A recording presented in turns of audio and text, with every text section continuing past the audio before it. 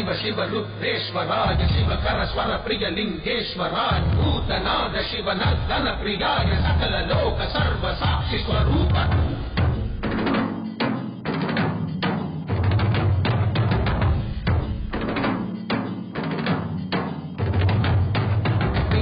सूडिय नादने गंगै नाडिय वेदने अंगै कूडिय बादने आत्तुम बोधिलवन ब्रह्मने कात्तुम बोधिलवन विष्णुवे नीक्कुम बोधिलवन रुद्रने अगिलमे आडुम वण्णम सभैகளில் ஆடும் பாதம் உடலையில் ஆடல் செய்தது ஏனோ அமுதமே வேண்டும் என்று கடலையே கடைந்த போதில் அதில் வரும் நஞ்சையே ஏனோ சதுர்வேதம் பாடவே கவியாகும் போற்றவே எமை காக்க வந்த நீ புதியாகும் காப்பாய் நீ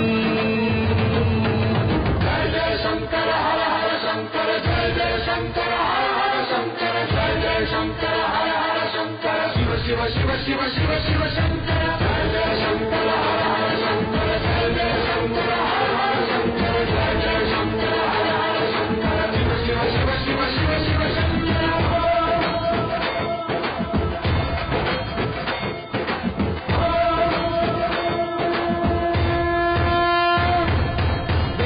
வேதகீதங்கையாகும் ஈசனை போற்றுதே கோலங்கள் காட்டியாடும் நாதனை பாடுவே ஆரூரன் தந்த பாடல் அடியாரை போற்றுதே அதில் காணும் நாயன்மாரின் பக்தியை பாடுவே சம்பந்த தேவாரம் கேட்டு சாம்பல் பெண்ணானதே அப்பர் தன் தாண்டகம் கேட்டு நாகம் உயிர் தந்ததே அடநாடென்ன காடென்ன குலமென்ன பிரிவென்ன எல்லோரும் அடியார்களே நீங்கள் சூடிய நாதனே கங்கை நாடிய வேதனே மங்கை கூடிய பாகனே ஈசா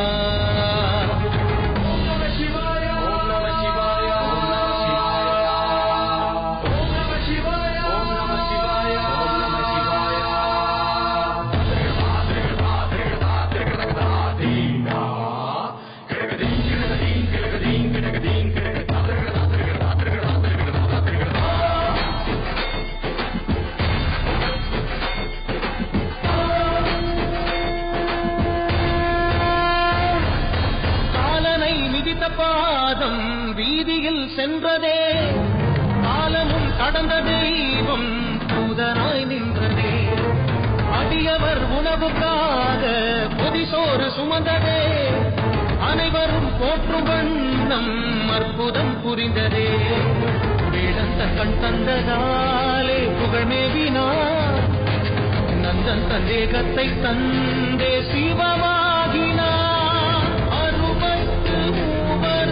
அருள் பெற்ற நாயன்மார் புகழ் பாடி போற்றிடுவோம்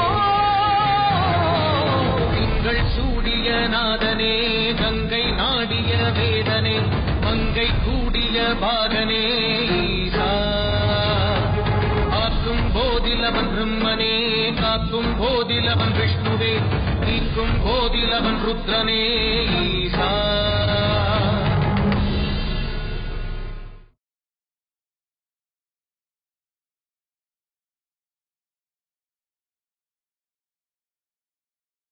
என்னிடம் சில நாட்களுக்கு முன் காசு வாங்கியதே மறந்து விட்டீர்களா? இங்கு மட்டுமல்ல, எங்குமே இப்படித்தானே நடக்கிறது. என்ன நடக்கிறது? நாம் ஒரு கோயிலை அமைத்து அதில் மிகச்சிறந்த சிற்பங்களை உருவாக்கி கைலாய நாதர் கோயில் ஒரு கலைக்கூடமாக விளங்க வேண்டும் என்று மிகவும் ஆசைப்பட்டேன். கோயில் கட்டுகிறேன் என்று உம்மை போன்ற பரதேசி எல்லாம் பொருள் கேட்டுக்கொண்டு புறப்பட்டால் அப்படித்தான் சொல்வார்கள். பெரும் தொகை பொருளாக சேர்ந்த பிறகு நீ கோயில் கட்டுகிறேன் என்று கண்டோமா? அல்லது மொத்தமாக சுருட்டிக் கொண்டு ஊரை விட்டே ஓடப் போகிறீர் என்று கண்டோமா? சடங்குகள் செய்தோமா, 4 பிள்ளைகளுக்கு வேத சாஸ்திரம் சொல்லிக் கொடுத்தோமா என்று இல்லாமல் எதற்காக இப்படி துன்பப்படுகிறீர்கள்?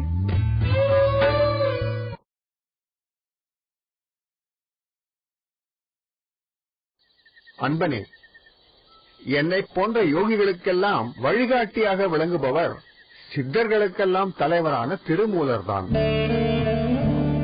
அவர் பாடிய தமிழ் 3000 என்ற திருமந்திரத்தை நீ அறிவாயா? நன்றாக அறிவேன் சுவாமி. அவர் அதில் ஒரு அற்புதமான கருத்தை சொல்லி இருக்கிறாரே, அதை ஒருமுறை நினைத்து பார்த்தால் உன் குழப்பம் நீங்கிவிடுமே. தாங்கள் எதை குறிப்பிடுகிறீர்கள் என்பதை இந்த எளியவனால் புரிந்து கொள்ள முடியவில்லை சுவாமி. சொல்கிறேன்.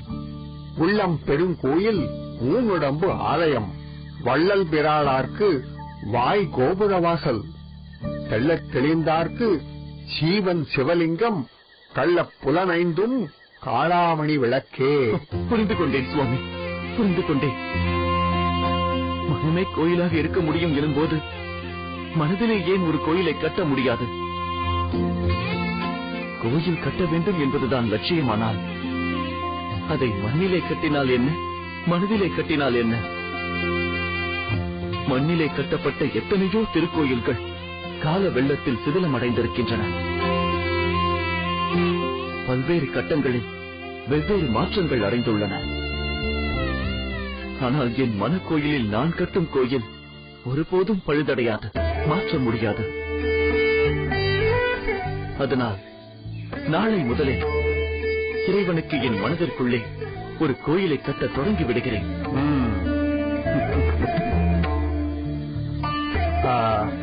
ஆனால் ஒன்று, இந்த ரகசியம் உனக்குள்ளே இருக்கட்டும். இதை பற்றி அறிந்தால் இங்குள்ள மக்கள் அதை பரிகசிப்பார்களே தவிர அதன் பெருமையை புரிந்து கொள்ள மாட்டார்கள். தாங்கள் சொல்வது உண்மைதான் சுவாமி, அதன்படியே நடந்து கொள்கிறேன். ஆசி புரியுங்கள். உன் விருப்பம் நிறைவேறட்டும். நீ உருவாக்கும் மனக்கோயிலில் அந்த இறைவனே வந்து எழுந்தருளட்டும். நன்றி சுவாமி. ஓம் நம சிவாய, ஓம் நம சிவாய, ஓம் நம சிவாய.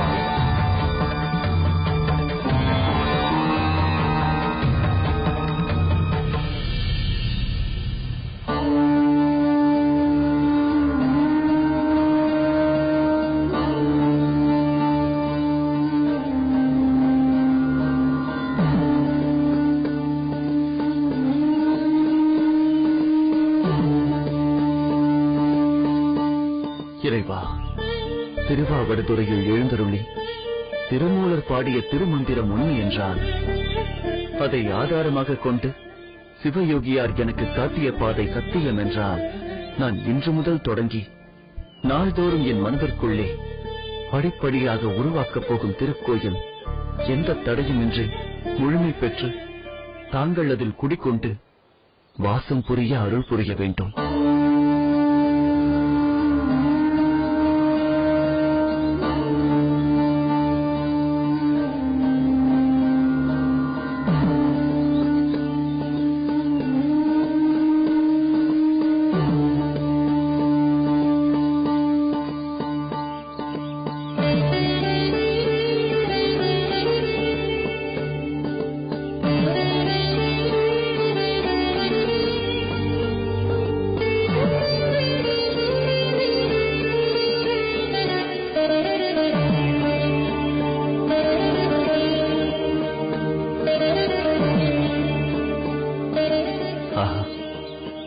கோயில் கட்டுவதற்குரிய சாதனங்கள் வந்து நிறைந்து விட்டன. தச்சர்களும் சிலை செதுக்கும் சிற்பிகளும் மற்றும் உள்ள பணியாளர்களும் தங்கள் பணிகளை செய்ய விருப்பத்தோடு வந்து குவிந்து விட்டார்கள். கோயில் கட்டுவதற்கான என் முதல் பணி தொடங்குகிறது. திருக்கோயில் உருவாக்குவதற்கான பொருட்கள் நான் விரும்பி கேட்ட மறுகணமே வந்து குவிகிறது. அருள் வேண்டும் அன்பர்கள் எல்லாம் பொருள் கொண்டு வந்து குவிக்கிறார்கள். இப்போது ஆகம விதிப்படி நேரம் கணித்து ஓரை பார்த்து அடிநிலை எனும் கடைக்கால் எடுக்க வேண்டும். ஈசனை நினைத்து பணியை தொடங்குங்கள். ஆகா, அப்படித்தான். அஸ்திவாரத்தை எடுத்தாயிற்றா? இனி வேகமாக வேலையை செய்ய வேண்டும். நானும் இந்த பணிகளில் கலந்து கொள்கிறேன். கோயில் கட்டும் பணி தொடங்கட்டும்.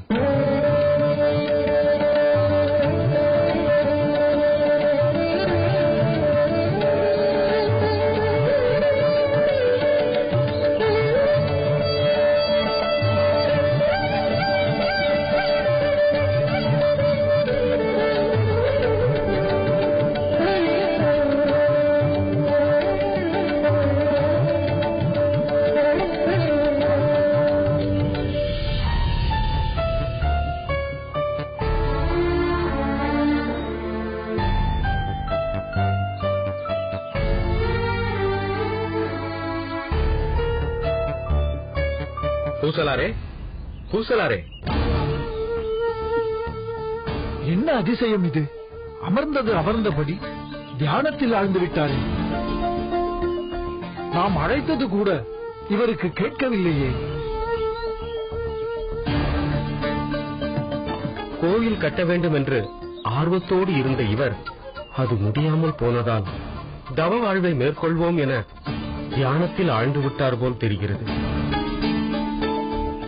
வைதீக சடங்குகள் செய்வதற்கு யாராவது இவரை அழைக்க வந்தால் என்ன செய்வார்கள்? அதையெல்லாம் முழு ஈடுபாட்டோடு சிறப்பாக செய்யக்கூடியவர் நம் திருநின்ற ஊரில் மட்டுமின்றி அக்கம்பக்கம் கிராமங்களுக்கும் இவர் ஒருவர்தானே இருக்கிறார். அதெல்லாம் வேண்டாம் என்று இங்கு வந்து அமர்ந்து விட்டவரை நாம் என்ன செய்ய முடியும்? இறைவனையே தியானித்தபடி அமர்ந்திருக்கும் இவருக்கு ஈக வாழ்வின் சிந்தனைகள் இனி ஏது? வாருங்கள் போகலாம்.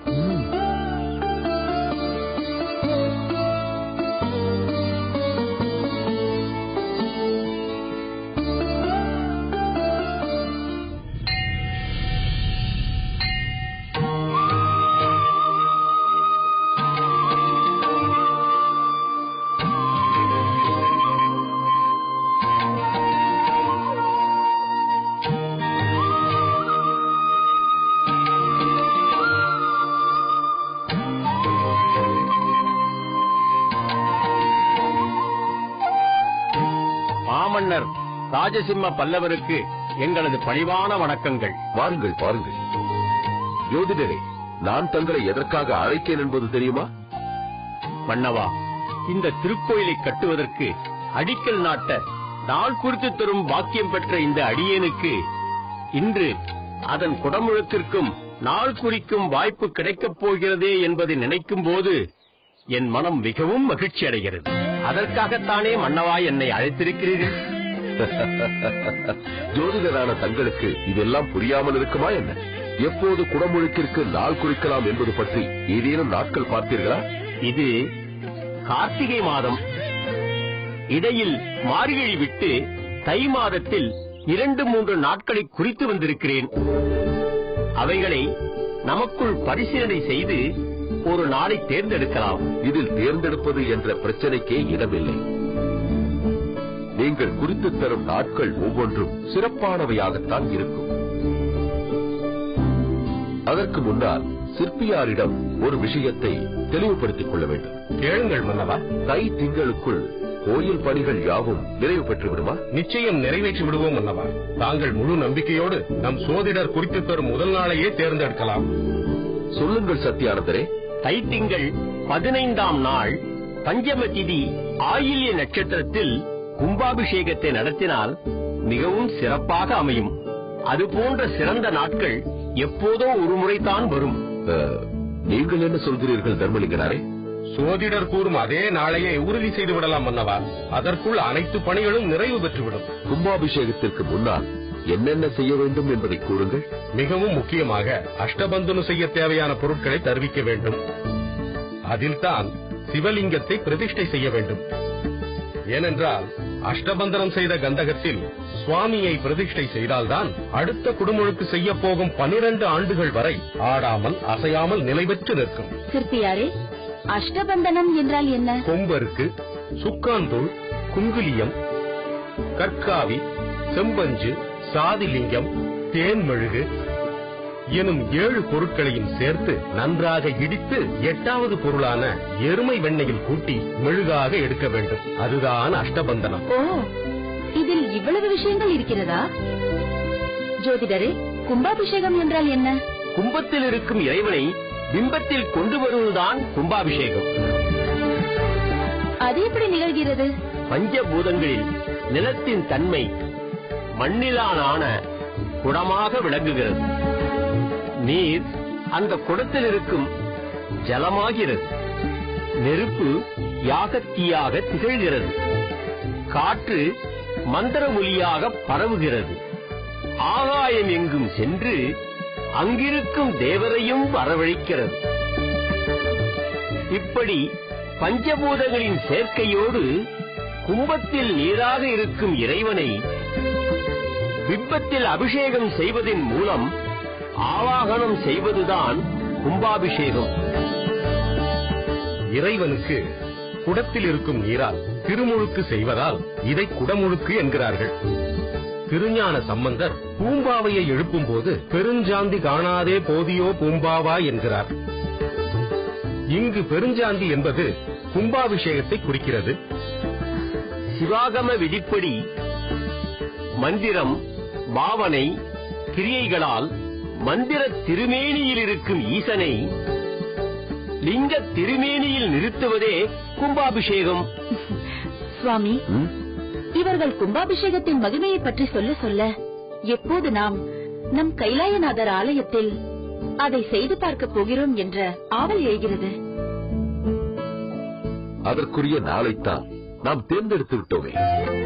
நம் ஜோதிடர் சத்யானந்தர் சொல்லும் ஒவ்வொரு வாக்கும் சத்தியமானதல்லவா? அவர் குறித்து தந்த நாளில் கோயில் கட்டும் திருப்பணியை தொடங்கியதால் அல்லவா இத்திருக்கோயில் இவ்வளவு வேகமாக உருவாகி எழுந்தது? அது மட்டுமல்ல மன்னவா, காஞ்சியம்பதியில் உள்ள எந்த திருக்கோயிலிலும் இந்த அளவுக்கு சிற்ப வேலைப்பாடுகள் கிடையாது எனும்படி அற்புதமாக அமைக்கச் செய்துவிட்டீர்கள். இந்த பெருமையெல்லாம் தலைமைச் சிற்பி தர்மலிங்கனாரையே சேரும். சிற்பியாரே, தாங்கள் நம் ஜோதிடர் சொன்ன நாளுக்குள் கோயில் திருப்பணிகள் அனைத்தையும் நிறைவு செய்து விடுவீர்கள் அல்லவா? அதை பற்றி தங்களுக்கு சிறு சந்தேகமும் வேண்டாம் அல்லவா? தாங்கள் குறித்த நாளிற்கு சரியாக 1 வாரம் முன்பே திருப்பணிகள் அனைத்தும் முழுமையடைந்து விடும். ஆஹா, கைலாயநாதர் காஞ்சியம்பதியில் வந்து நிலை பெறும் நாள் நம் பல்லவ நாட்டின் வரலாற்றில் என்றென்றும் பொன்னெழுத்துக்களால் பொறிக்கப்படும் நாளாக அமையட்டும். இந்த காஞ்சிமா நகரமே விழாக்கோலம் பூணும்படி செய்து கைலைநாதன் கோயிலின் குடமுழுக்கை நடத்துவோம். ஓம் நமச்சிவாய, ஓம் நமச்சிவாய, ஓம் நமச்சிவாய, ஓம் நமச்சிவாய.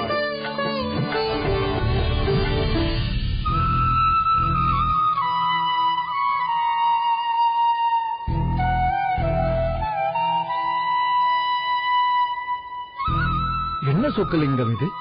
பூசலார் பல நாட்களாக இப்படி தன்னை மறந்து தியானத்தில் அமர்ந்திருக்கிறாரே. உண்கிறாரா உறங்குகிறாரா என்று எதுவுமே தெரியவில்லையே. பரமனையே சிந்தித்துக் கொண்டிருப்பவர்கள் உடல் உணர்வுகளுக்கு அப்பாற்பட்டவர்களாய் இருப்பார்கள் என்பதற்கு பூசலாரே ஆதாரம். உண்ணாததாலோ உறங்காததாலோ அவர் மேனியில் எந்த தளர்ச்சியும் ஏற்பட்டதாக தெரியவில்லையே.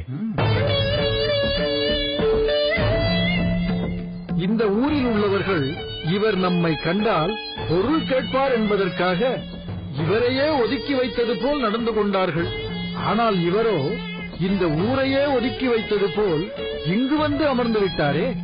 இவர்தான் தங்கள் இல்லத்தின் சடங்கை நடத்தி வைக்க வேண்டும் என்று அழைக்க வந்தவர்கள். இவரது ஆழ்ந்த தியானத்தைக் கண்டு தொந்தரவு செய்ய வேண்டாம் என்று திரும்பிச் சென்று விட்டார்கள். அந்த ஈசன் இவர் மூலம் ஏதோ ஒரு திருவிளையாடலை புரிய வேண்டும் என்று நினைக்கிறார். அது என்னவென்று நம்மை போன்ற சாதாரண மனிதர்கள் உணர்வது கடினம். நாமும் தொந்தரவு செய்துவிட வேண்டாம். வாருங்கள், செல்வோம் செல்வோம்.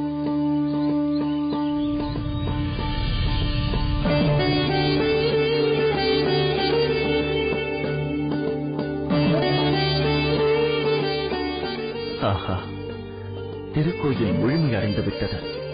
மதில் சுவர்கள் அமைத்து பிரகாரங்கள் எழுப்பி கருவறையும் உருவாக்கப்பட்டு விட்டது. எல்லா ஆலய பணிகளும் நிறைவேற்றப்பட்டு நிறைவாக செய்யப்படும் விமானப் பணியும் தொடங்கிவிட்டது. இனி குடமுழுக்கு விழாவிற்கு நாள் குறிக்க வேண்டியதுதான். இறைவனுடைய அருவுருவத் திருமேனியாகிய சிவலிங்கத்தை பிரதிஷ்டை செய்து கும்பாபிஷேகத்தை நடத்த வேண்டியதுதான். அதற்கு பொருத்தமான நாளை தேர்ந்தெடுக்க வேண்டுமே. பஞ்சாங்கத்தை பார்க்கிறேன். ஆஹா, இதுதான் சரியான நாள். தைத்திங்கள் 15ஆம் நாள், பஞ்சமி திதி, ஆயில்ய நட்சத்திரம். இதுதான் ஆலயத்திற்கு கும்பாபிஷேகம் நடத்துவதற்கு சிறந்த நாள். இந்த நாளையே உறுதிப்படுத்திக் கொள்வோம். திருக்கோயில் பணிகளில் ஈடுபட்டிருக்கும் தலைமைச் சிற்பியாரை, தாங்கள் சொல்லுங்கள், நான் குறித்த நாளுக்குள் தாங்கள் பணியை நிறைவு செய்துவிட இயலுமா? ஓ, அதற்கு ஓரிரு நாட்கள் முன்னதாகவே விமானத்தையும் உருவாக்கி அதன் சிகரத்தையும் அமைத்து விடுவேன் என்கிறீர்களா? அது போதும், அது போதும். அப்படியானால் நான் குறித்த பஞ்சமி திதி ஆயில்ய நட்சத்திர நாள்தான் என் மனக்கோயில் இறைவனை பிரதிஷ்டை செய்து கும்பாபிஷேகத்தை நடத்த அற்புதமான நாள். அன்றே செய்து விடுகிறேன்.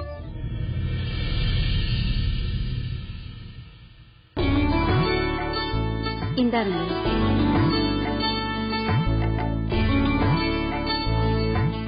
சுவாமி, தங்கள் முகத்தில் இன்று என்றுமில்லாத மகிழ்ச்சி தென்படுகிறது.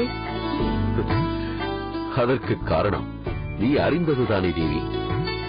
எத்தனை நாள் கனவு இப்போது நிறைவேறி இருக்கிறது. கைலாயநாதர் கோயில் எப்படியெல்லாம் இருக்க வேண்டும் என்று நினைத்தேனோ அப்படியே உருவாகி இருக்கிறது. அதன் குடமுழுக்கை நடத்துவதற்கான பணிகள் சிறப்பாக நடந்து கொண்டிருக்கின்றன. வேத முழக்கம் எங்கும் ஒலிக்கிறது. வேள்விகள் தொடர்ந்து நடைபெறுகின்றன. நாளை காலை நம் ஜோதிடர் குறித்து தந்த நேரத்தில் கைலாயநாதர் நம் கோயிலில் பிரதிஷ்டையாக போகிறார் என்பதை நினைத்து நினைத்து என் மனம் ஆனந்தத்தில் பரவசம் அடைகிறது.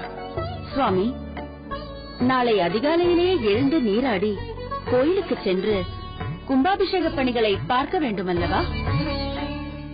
அதனால் சற்று நேரமாவது உறங்கி எழுந்தால்தான் தெளிவாக இருக்கும். அதனால் உறங்கலாம் பிரபு.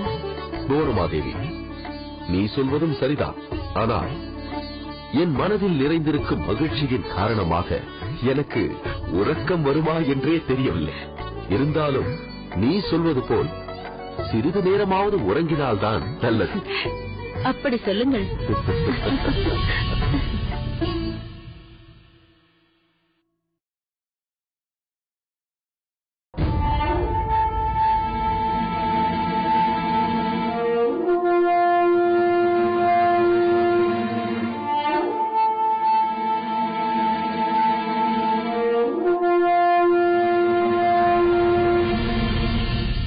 அன்பனே, எழுந்திரு.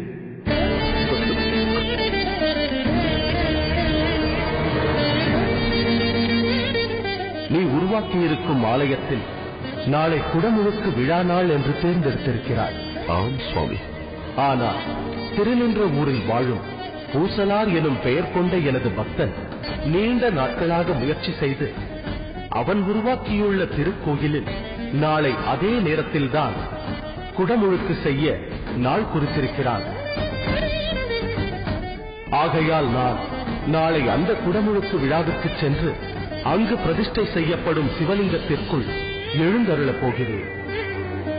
அதனால் நீ உருவாக்கிய திருக்கோயிலின் குடமுழுக்கை நாளை மறுநாள் வைத்துக் கொள்வாயாக. உத்தரவு ஐயரே.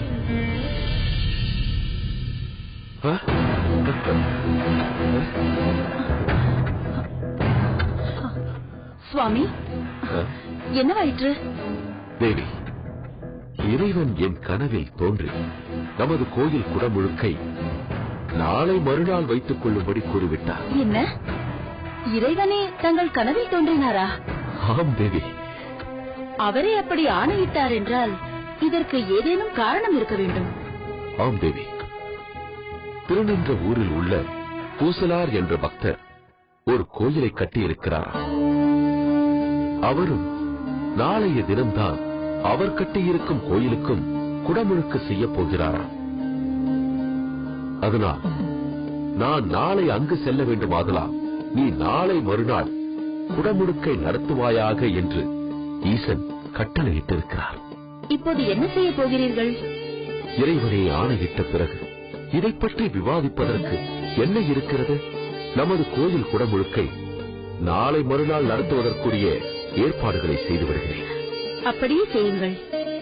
தேவி, நாளை காலையில் திருநின்ற ஊருக்கு நான் புறப்படுகிறேன். இறைவனே தமது வாக்கால் குறிப்பிட்ட அந்த பூசலாரை தரிசித்து அவர் கட்டிய கோயில் குடமுழுக்கில் கலந்து கொள்கிறேன். ஓம் நம சிவாய.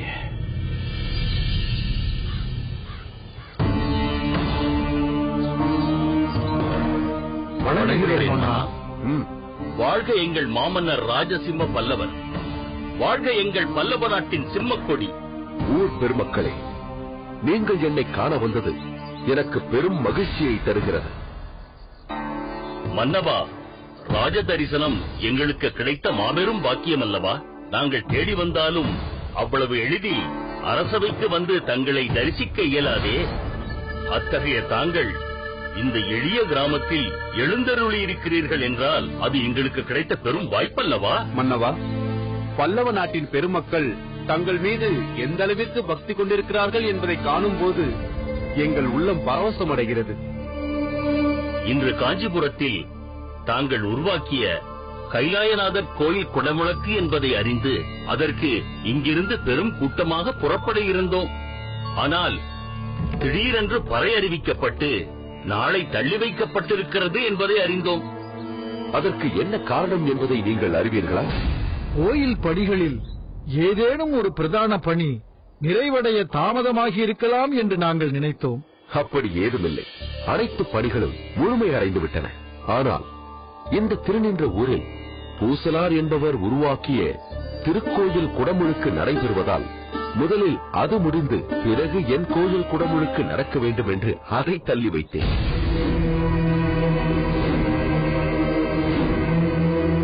இந்த ஊரில் கட்டப்பட்டிருக்கும் அந்த கோயில் எங்கே இருக்கிறது? ஏன் அந்த கோயில் குடமுழுக்கிற்கு செல்லாமல் நீங்கள் எல்லாம் இங்கே இருக்கிறீர்கள்? மன்னவா, நீங்கள் சொல்வது எங்களுக்கு வியப்பாக இருக்கிறது. இங்கு அப்படி எந்த கோயிலும் உருவாக்கப்படவில்லையே. என்ன சொல்கிறீர்கள்? திருநின்ற ஊரில் எந்த குடமுழுக்கு விழாவும் நடக்கவில்லையா? மன்னவா, கோயிலே இல்லாத ஊரில் குடமுழுக்கு விழா எவ்வாறு நடக்க முடியும்? அப்படி சொல்லாதீர்கள். இன்று திருநின்ற ஊரில் குடமுழுக்கு விழா நடைபெறுகிறது. ஒருவேளை உங்களுக்கு அது தெரியாமல் போயிருக்கலாம். மன்னவா, இது சிறு கிராமம் தானே. இங்குள்ள ஒவ்வொருவரும் ஒருவருக்கொருவர் அறிமுகமானவர்கள் தானே. இங்கு ஒரு கோயில் கட்டப்பட்டால் அதை நாங்கள் அறியாமல் இருப்போமா? நிச்சயமாக அப்படி எதுவுமே இங்கு இல்லை மன்னவா. இந்த ஊரில் பூசலார் என்று ஒருவர் இருக்கிறாரா? இருக்கிறார். ஊரில் நடக்கும் வைதீக சடங்குகளை வேதநெறி தவறாமல் நடத்தி வைப்பவர் என்பதால் இங்குள்ள அனைவருமே அவரை அறிவார்கள். அவர் ஏதேனும் கோயில் கட்டும் பணியில் ஈடுபட்டாரா? அன்றாட வாழ்விற்கே போராடும் ஏழை பிராமணர் அவர். அவரால் எப்படி கோயில் கட்ட முடியும்? ஆனால் கோயில் கட்ட வேண்டும், கோயில் கட்ட வேண்டும் என்று பித்து பிடித்தவர் போல் சொல்லிக்கொண்டே தெரிந்தார். அதற்கு யாருடைய ஆதரவும் இல்லாததால் இப்போது ஒரு மரத்தடியே கதி என்று உட்கார்ந்து விட்டார். நான் அவரை அவசியம் பார்க்க வேண்டும். அவர் எங்கே இருக்கிறார்?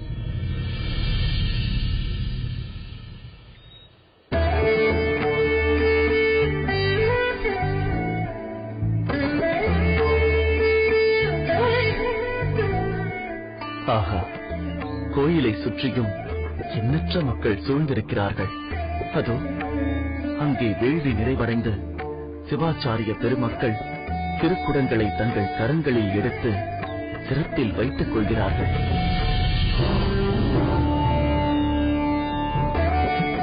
தலைமை சிவாச்சாரியார் ஏன் என்னை அழைக்கிறார்? அட, என் கையிலும் ஒரு குடத்தை தருகிறாரே. அவர்களுக்கு சமமாக நானும் குடத்தை தாங்கி வருவதா என்று தயங்கினான். வற்புறுத்தி அல்லவா தந்துவிட்டார். சரி, வாருங்கள், கோபுர உச்சிக்கு செல்ல சாரத்தின் மீது ஏறுவோம். ஆகா, அஷ்டபந்தனம் செய்து அதன் மீது பிரதிஷ்டை செய்யப்பட்ட சிவலிங்கத்திற்கு குடமுழுக்கு நடைபெறுகிறது. எம்பெருமான் அந்த கும்பாபிஷேகத்தை ஆனந்தமாக ஏற்றுக்கொள்கிறார். கும்பத்தில் இருந்த இறைவன் பிம்பத்தில் இறங்கி ஆவாகனம் செய்யப்பட்டு விட்டார். இனி இது கல்லல்ல, கடவுள்; சிலை அல்ல, சிவம். சர்வலோக நாயகா, எங்கும் இருக்கும் நீ இந்த எளியவனுக்காக மனக்கோயிலில் வந்து எழுந்தருளினாயே.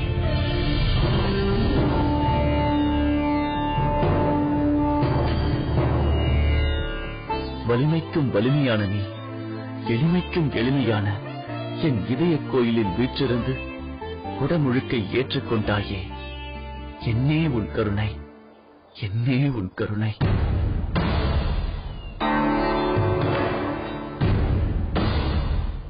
பூசலாரே, பூசலாரே,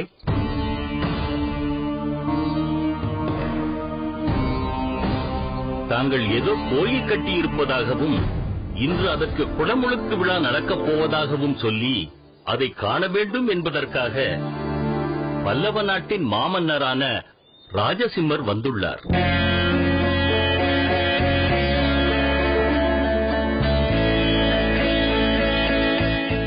என்ன ஆச்சரியம்! என் கோயிலை தரிசிப்பதற்காக தாங்களே இவ்வளவு தூரம் வந்திருக்கிறீர்கள் என்றால் மிகுந்த பக்தியோடு வந்திருக்கிறீர்கள் என்பது புரிகிறது.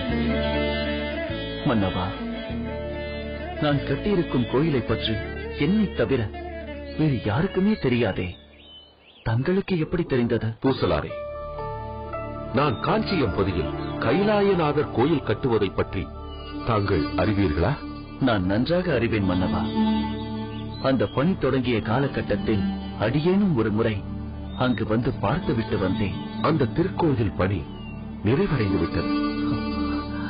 ஜோதிடர் குறித்து தந்தபடி இன்றைய தினம்தான் அதன் குடமுழுக்கு நடைபெற்றிருக்க வேண்டும். நான் என் மனதில் அதை சிந்தித்தபடியே இரவு உறங்கச் சென்றேன். சிறிது நேரத்தில் சிவபெருமான் எனது கனவில் தோன்றினார். ராஜசிம்மா, நீ உன் கோயிலின் குடமுழுக்கிற்காக குறித்திருக்கும் அதே நாளில் அதே நேரத்தில் எனது பக்தரான பூசலார் தாம் வாழும் திருநின்ற ஊரில் எமக்கென ஒரு திருக்கோயில் கட்டியுள்ளார். நான் நாளை அந்த கும்பாபிஷேகத்திற்கு சென்று அங்கு எழுந்தருள வேண்டும். அதனால் நீ நாளை மறுநாள் உன் திருக்கோயிலின் கும்பாபிஷேகத்தை தள்ளி வைத்துக் கொள் என்று கூறிவிட்டார். அதனால்தான் எம்பெருமான் சிறப்பித்து கூறிய அந்த திருக்கோயிலை காண வேண்டும் என்று நான் இங்கு வந்தேன். வேத நாயகனே, வேதியர் நாயகனே, ஆதி நாயகனே, ஆதிரை நாயகனே, சிந்திப்பவர் மனதில் செஞ்சுடராய் நின்று அந்திவான் நிறுத்த அழவாடியே, அழுடலே, சிவலிங்கமாய் அமைந்த பெருமானே, மாமன்னர் ஒருவர் மண்ணில் அமைத்த திருக்கோயிலை விட மனதிலே அமைத்த இந்த எளியவனின் திருக்கோயிலுக்கு சிறப்பு சேர்க்க இங்கு வந்து விட்டாயா? எவருக்கும் தெரியாமல் நான் எழுப்பிய மனக்கோயிலை பற்றி அவனியில் உள்ள அனைவருக்கும் அறிவிக்க வேண்டும் என்று அரசரின் கனவில் தோன்றி அதை பற்றி அவருக்கு உரைத்தாயா? ஐயனே போற்றி, அரணே போற்றி, மனக்கோயிலில் எழுந்தருளிய நாதனே போற்றி போற்றி. பூசலாரே, தங்கள் பேச்சைக் கேட்டு என் உடல் சிலிர்க்கிறது. தங்களது பக்தி பரவசத்தைக் கண்டு எங்களது உள்ளமெல்லாம் பூரிக்கிறது. புரிந்தும் புரியாமலும் இருக்கும் இந்த புதிரை தாங்கள் தான் விளக்கி அருள வேண்டும். மன்னவா, இந்த திருநின்ற ஊரில் ஈசனுக்கென ஒரு திருக்கோயில் உருவாக்க வேண்டும் என்று ஆசைப்பட்டேன். ஆனால் நான் எளியவன், ஏழ்மையில் உழல்பவன். வைதீக சடங்குகளுக்கு யாராவது அழைத்தால் அங்கு சென்று அதை நடத்தி தந்து அதன் மூலம் பெறும் காசில் ஜீவனம் செய்பவன். என்னால் ஒரு திருக்கோயிலை உருவாக்க முடியாது என்பதால் யார் யாரிடமோ சென்று கையேந்தினேன். கடவுளுக்கு ஒரு கோயில் கட்டத்தான் காசு கேட்கிறேன் என்று எவரும் எதுவும் தரவில்லை. அவமதித்தார்கள், அலட்சியம் செய்தார்கள், ஏளனமாக பேசி துரத்தினார்கள். ஈசனுக்கு ஒரு கோயில் கட்டி பார்க்க முடியாத நான் ஏன் உயிர் வாழ வேண்டும் என நினைத்த நேரத்தில் ஒரு சிவயோகி வந்தார். மண்ணிலே கட்டினால்தான் அது கோயிலா, மனதிலே கட்ட முடியாதா என்றார். அரிய கருத்துக்களை கூறி அதிலே என்னை ஈடுபடச் செய்தார். அந்த சிவயோகி கூறியபடி என் மனதிலே கட்டிய கோயில்தான் என் மனக்கோயில். என் மனக்கோயில் நாதருக்கு குடமுழுக்கு விழா நடத்தினேன். தாங்கள் வருகின்ற நேரத்தில்தான் விழா மிகவும் சிறப்பாக நிறைவு பெற்றது. ஆஹா, அற்புதம் சுவாமி, அற்புதம். வான்முட்டும் கோபுரத்தோடு நான் கட்டிய கோயிலை விட தான் மட்டும் காணும் வகையில் தங்கள் உள்ளத்தில் கட்டிய கோயிலை கண்டு உவந்து ஈசன் முதலில் இங்கு வந்தார் என்றால் இதன் பெருமையை விளக்க வார்த்தைகளே இல்லை. தாங்கள் அந்த இறைவனுக்கு குடமுழுக்கு நடத்தும் நேரத்தில் அருகில் அமர்ந்து அதை பார்க்க முடியாமல் போயிற்றே என்றுதான் நான் வருந்துகிறேன். இதற்காக தாங்கள் வருந்த வேண்டிய அவசியமே இல்லை மன்னா. நான் மட்டும் காணும் என் மனக்கோயில் நாதனை தாங்களும் காணலாம். நான் தரிசிக்கும் அந்த பெருமானை தாங்களும் தரிசிக்கலாம். ஆஹா, என் இதய கமலம் இருக்கும் நெஞ்சத்தில் தங்கள் கரத்தை பதித்து ஈசனை நினைத்துக் கொள்ளுங்கள். நான் சொல்லும் பஞ்சாட்சர மந்திரத்தை ஸ்ரத்தையோடு தாங்களும் சொல்லுங்கள். என் இதயத்தில் உள்ள நாதனை, என் மனக்கோயில் பெருமானை தாங்களும் தரிசிக்கலாம். ஆகட்டும் சுவாமி.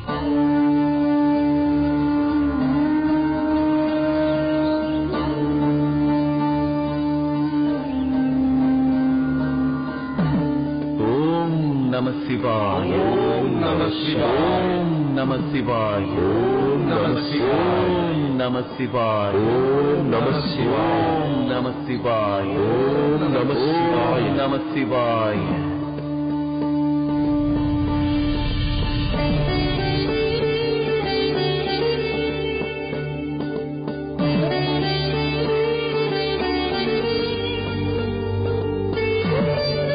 பாருங்கள் மன்னவா, என் மனதில் நான் கட்டியிருக்கும் மனக்கோயிலை பாருங்கள்.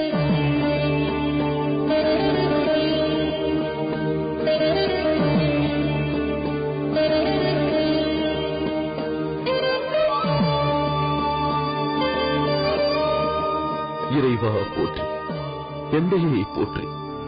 பூசலார் இதயத்தில் ஆன்மார்த்த லிங்கமாக எழுந்தருளிய தாங்கள் அங்கேயே கோயில் கொண்டு பரார்த்த லிங்கமென திருக்காட்சி தருகிறீர்களா?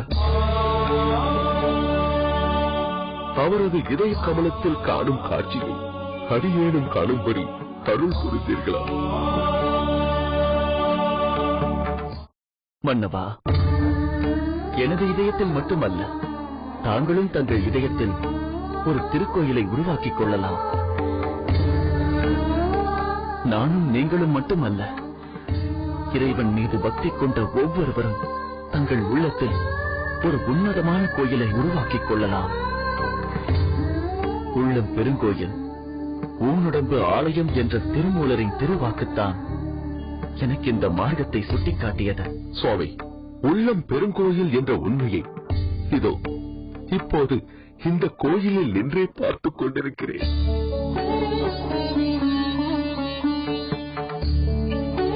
ஆனால் ஊனுடம்பு ஆலயம் என்பது எப்படி என்றே புரியவில்லை சுவாமி. தாங்கள் தான் அதை விளக்கி அருள வேண்டும். மன்னவா, ஒரு மனிதன் தன் கால்களை நீட்டி படுத்திருப்பது போன்றுதான் ஆலயத்தின் அமைப்பாகும். நீட்டிய கால்களின் பாதம்தான் கோபுரம். உள்ளே நுழைந்தான் நாவிக் கமலம் உள்ள இடம்தான் பலிபீடம். மார்பு மகா மண்டபம், கழுத்து அர்த்த மண்டபம், நம் சிரம்தான் கர்ப்ப கிரகம் எனப்படும் கருவறை. தலை உச்சி கருவறை விமானம், வலது செவி தட்சிணாமூர்த்தி, இடது செவி சண்டிகேஸ்வரர். நெற்றிக்கண்ணில் நெருப்பை வைத்தவர் அல்லவா ஈசன்? அதனால் இரு புருவங்களுக்கும் இடையே உள்ள நெற்றி பொட்டுதான் அந்த பரமேஸ்வரன். அற்புதம், அற்புதம். நான் கட்டத் தொடங்கிய கைலாயநாதர் ஆலயத்தில் இவையெல்லாம் அமைந்திருக்கின்றன என்றாலும் அதன் பொருளை இப்போதுதான் நான் உணர்கிறேன். மண்ணில் ஒரு மகத்தான கோயிலை கட்டிவிட்டோம் என்று சற்றே மமதை கொண்டேன்.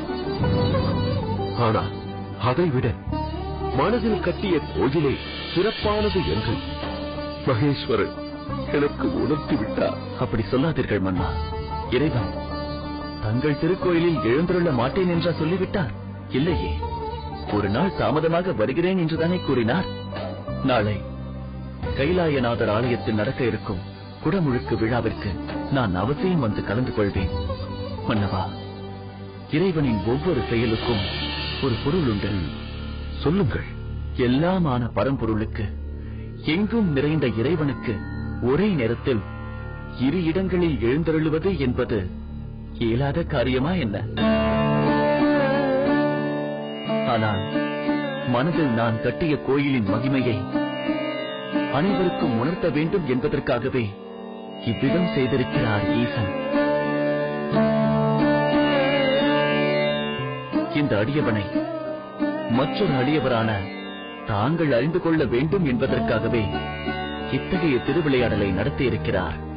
அதனால் அல்லவா அமரரும் முனிவரும் காண முடியாத இறைவனை கனவிலேனும் காணும் பாக்கியம் எனக்கு கிடைத்தது. அதற்கு காரணமான தங்களுக்கு காலமெல்லாம் நன்றி சொல்ல கடமைப்பட்டிருக்கிறேன் சுவாமி.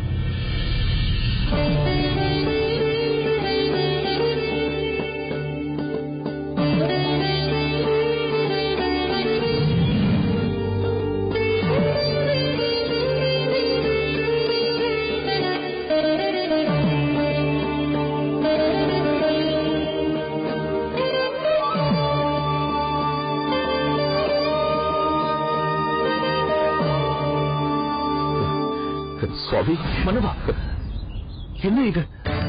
நான் வயதில் சிறியவன், நீங்கள் என்னை விட பெரியவர், அதுவும் நாட்டை ஆளும் மன்னர். இல்லை பூசலாரே, மன்னிக்க வேண்டும். இனி நான் தங்கள் பெயரை சொல்லி அழைக்க கூடாது. ஏன்? என்ன காரணம்? இன்று முதல், இந்த கணம் முதல் நான் தங்களை என் குருவாகவே ஏற்றுக்கொண்டேன் சுவாமி. மணக்கோயிலுக்குள்ளேயே என்னை அழைத்துச் சென்று அங்கு எழுந்தருளி இருக்கும் மகேஸ்வரனை கண்ணெதிரே காணச் செய்து தரிசிக்கச் செய்தீர்கள் என்றால் தாங்கள் தவசக்தி பெற்ற சித்தராக மாறிவிட்டீர்கள் என்பது தானே பொருள். தொண்டர்தன் பெருமை சொல்லவும் பெரிதே எனும்படி தொண்டை மண்டலத்தின் புகழை உயர்த்தும் வகையில் உன்னதமான திருவிளையாடலை இறைவன் தங்களுக்காக நிகழ்த்தி காட்டிவிட்டார். எல்லாம் அந்த ஈசன் அருள். குருதேவா, எனது கோரிக்கை ஒன்றை தாங்கள் ஏற்றுக்கொள்ள வேண்டும். சொல்லுங்கள். நாளைய தினம் காஞ்சியம்பதியில் நடக்க இருக்கும் கைலாயநாதர் கோயில் குடமுழுக்கு விழாவை தாங்களே முன்னின்று நடத்தி தர வேண்டும். நான் தான் என் மனக்கோயிலில் நின்றே தங்களிடம் வாக்களித்தேனே, அதன்படி நிச்சயம் வருவேன். மேலும் ஒரு வேண்டுகோள். சொல்லுங்கள். தாங்கள் எனக்கு காண்பித்த திருக்கோயில் வடிவம் அப்படியே என் மனதில் படிந்திருக்கிறது. அதேபோல் ஒரு திருக்கோயிலை இந்த திருநின்ற ஊரில் உங்களுக்காக கட்டித்தர விரும்புகிறேன் சுவாமி. அதை தாங்கள் ஏற்றுக்கொள்ள வேண்டும். எனக்காக மட்டுமல்ல, இந்த ஊரில் வாழும் அனைவருக்காகவும் உங்கள் வேண்டுகோளை நான் ஏற்றுக்கொள்கிறேன். ஆஹா, அப்படியானால் அதில் எழுந்தருளும் பெருமானுக்கு அவர் முதலில் தங்கள் மனதில் கோயில் கொண்டதால் மனக்கோயில் கொண்ட நாதர் என்றே பெயர் சூட்டுவோம். அவ்வாறே ஆகட்டும். அந்த மனக்கோயில் கொண்ட நாதர் எல்லோருடைய மனங்களிலும் கோயில் கொண்டு அருள் பாலிக்கட்டும். ஓம் நம சிவாய. ஓம் நம சிவாய. ஓம் நம சிவாய. ஓம் நம சிவாய. ஓம் நம சிவாய. ஓம் நம சிவாய. ஓம் நம சிவாய. ஓம் நம சிவாய.